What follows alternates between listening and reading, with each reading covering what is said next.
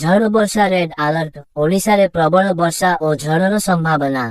ଓଡ଼ିଶା ରାଜ୍ୟରେ ଆସନ୍ତା କିଛି ଦିନ ଧରି ପ୍ରବଳ ବର୍ଷା ଏବଂ ଝଡ଼ ହେବାର ସମ୍ଭାବନା ରହିଛି।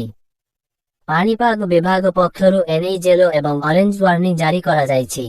ଆଜି 6 ଅଗଷ୍ଟ 2024 ରାଜ୍ୟର ଅନେକ ସ୍ଥାନରେ ବିଜୁଳି ଘଡ଼ଘଡ଼ି ସହ ବର୍ଷା ହେବାର ସମ୍ଭାବନା ରହିଛି। ବର୍ଷାର ପୂର୍ବାନୁମାନ ଓ ଜିଲ୍ଲାଗୁଡ଼ିକ ପାଇଁ ସତର୍କତା।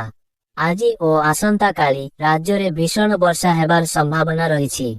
ପଶ୍ଚିମ କେନ୍ଦ୍ରୀୟ ବଙ୍ଗୋପସାଗର ଓ ପାର୍ଶ୍ୱବର୍ତ୍ତୀ ଆନ୍ଧ୍ର ଉପକୂଳରେ ସକ୍ରିୟ ଘୂର୍ଣ୍ଣିବଳୟ ପ୍ରଭାବରେ ଏହି ବର୍ଷା ହେବ।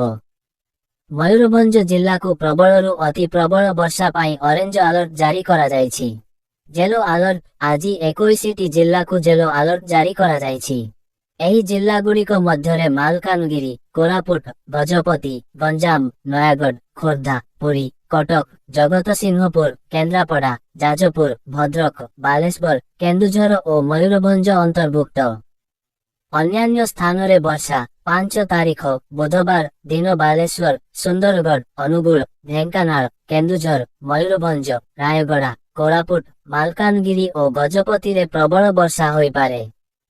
ଦେଶବ୍ୟାପୀ ସତର୍କତା। ଭାରତୀୟ ପାଣିପାଗ ବିଭାଗ। ଦେଶର 22ଟି ରାଜ୍ୟରେ ପ୍ରବଳରୁ ଅତି ପ୍ରବଳ ବର୍ଷା, ବଜ୍ରପାତ ଏବଂ ଘଣ୍ଟା ପ୍ରତି 50ରୁ 70 କିଲୋମିଟର ବେଗରେ ପବନ ବହିବାର ସତର୍କତା ଜାରି କରିଛି।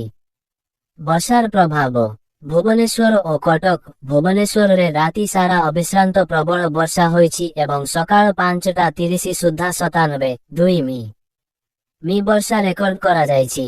ବିଭିନ୍ନ ଅଞ୍ଚଳ ଜଳମଗ୍ନ ହୋଇଛି ଏବଂ ଘରେ ପାଣି ପଶିଥିବା ସୂଚନା ମିଳିଛି। ମଧ୍ୟରାତିରୁ କଟକରେ ମଧ୍ୟ ବର୍ଷା ଜାରି ରହିଛି।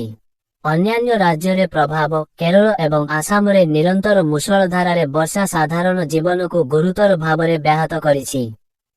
କେରଳରେ ପ୍ରବଳ ବର୍ଷା ଏବଂ ବନ୍ୟାରେ ଏପର୍ଯ୍ୟନ୍ତ 25 ଜଣଙ୍କର ମୃତ୍ୟୁ ହୋଇଛି।